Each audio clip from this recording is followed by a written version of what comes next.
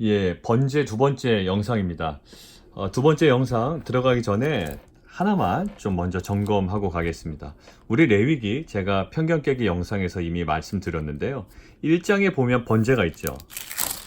2장은요, 소제, 3장은 화목제, 4장은 속죄제, 5장은 후반부에 속건제까지 있습니다. 5대 제사 다 언급이 됐죠.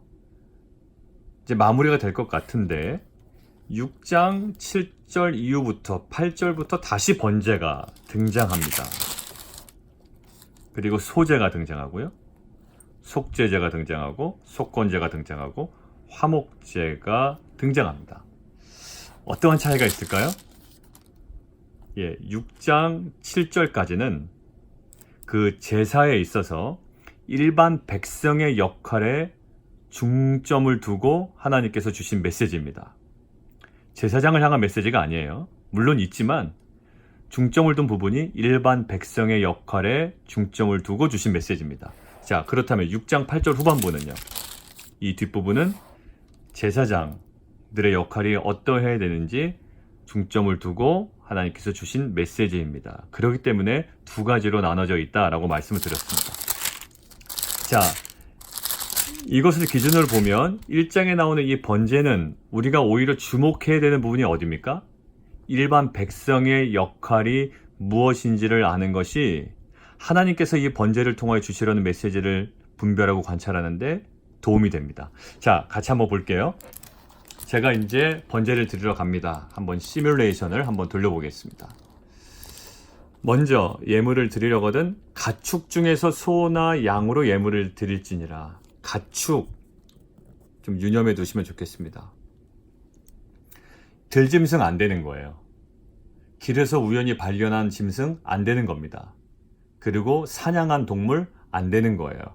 반드시 집에서 본인이 정성을 들여서 기른 가축이어야만 합니다. 무엇을 의미할까요? 번제의 그 제사의 본질적인 요소는 값을 치러야 한다라는 거야. 값을 치러야 한다.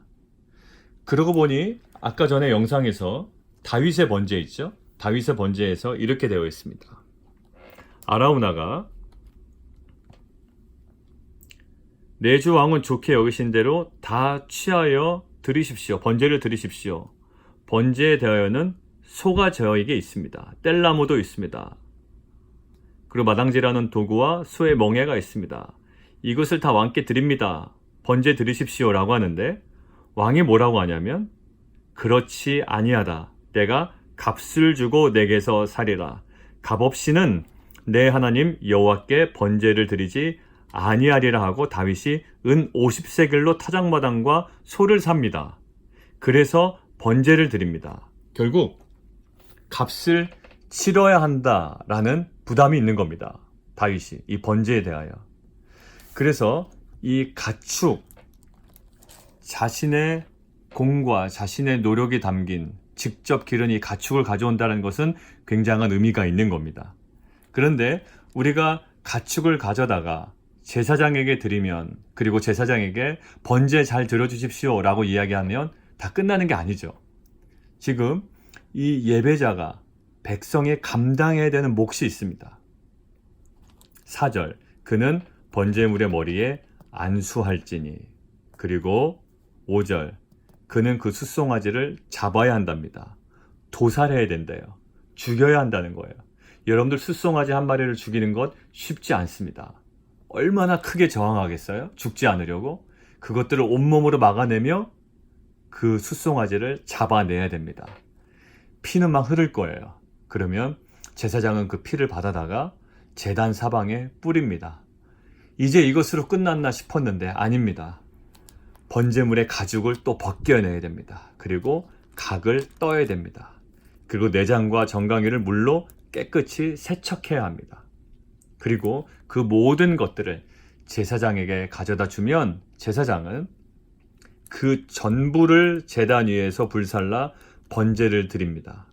다 탑니다. 모든 것들을 타는 것 옆에서 지켜봐야 됩니다. 그 타는 연기가 하늘로 올라가는 것, 그거 다 옆에서 지켜봐야 합니다. 간 예배자가 제사장에게 맡기고 가만히 옆에 서 있는 것이 아니라 본인이 직접 도살하고 닭을 뜨고 가죽을 벗기고 내장과 정강이를 세척하고 그 타는 연기가 하늘로 올라가는 것들을 옆에서 가만히 끝까지 지켜봐야 하는 겁니다. 가축을 드리는 헌신 외에 그 예배 자체에, 그 제사 자체에 직접적으로, 적극적으로 참여하는 헌신이 번제에 있었다는 겁니다. 그리고 여러분들 이 제사를 드릴 때 이 제물은 하나도 먹지 못합니다. 다 태워야 됩니다. 그런데 그 당시 사람들에게 이 고기는요, 부자에게만 허용되는 음식이었어요. 아무나 고기를 먹을 수 없습니다. 근데 이 송아지 한 마리가 통째로 날아가는 거예요. 이것들이 좀 경제적으로 가난한 사람들이 보기에는 얼마나 정말 질겁할 만한 일일까요? 얼마나 상심이 될 만한 일일까요? 그 모든 것들을 다 포기해야 되는 거예요. 그런데 그들에게 큰 상심이, 인간적 상심이 하나님께는 만족이 되는 겁니다. 정말 그들이 집에서 정성스럽게 기른 가축 잃어버리는 거예요. 그리고 이 제사에 적극적으로 참여합니다. 그리고 그 모든 것들이 다 없어지는 것 바라봐야 됩니다. 그러나 그들에게 있는 그 상심이 하나님께서 받으시는, 좀 하나님께서 만족하시는 번제가 되었다라는 거예요. 우리가 좀 우리의 예배 생활을 점검해 보면 좋겠습니다. 물론 우리가 지금 번제를 드리진 않습니다. 그러나 번제 속에 담겨 있는 그 헌신, 그 예배자가 단순히 관찰자가 아니라 그 제사의 모든 단계마다 적극적으로 참여하는 그러한 헌신, 그리고 끝까지 그 연기가 하늘 위로 올라가는 것들을 바라봐야 하는 그러한 간절함, 이러한 간절함과 헌신과 예배에 대한 참여와 또 예배 시간에 대한 준수와 예배에 대한 태도가 어떠한지를 이 번제의 모습을 통해서 다시 한번 묵상해보고 돌아보는 시간이 되었으면 좋겠습니다.